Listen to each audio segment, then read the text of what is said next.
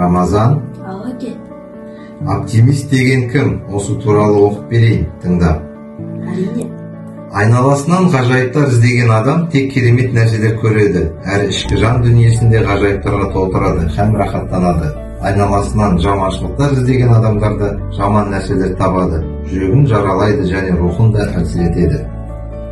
Бақытты өмір сүру шарттарының бірі оптимист болу. Зейіні жақсы болған адамдар кез келген жағдайда басқалардың басқаларға сияқты жақсы жағынан себепкер болады.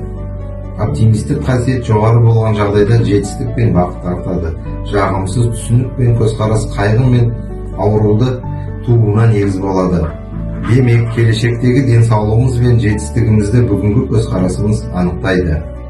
Жағымды ойлау әртүрлі алапатты және қайғыны бақыттылыққа айналдыратын бір динамизм әрі техника болып табылады.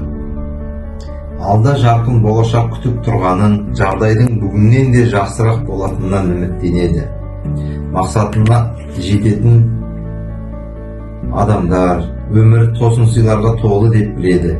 Қиындыққа тап болғанда шешімі табылатынына, жағдайды реттеуге шамасы келетініне сенеді. Деген өмірдің қиыншылықтарынан қорықпайтын, тек жақсы ойларда жүретін, жақсылықтарға жететін, сене білетін,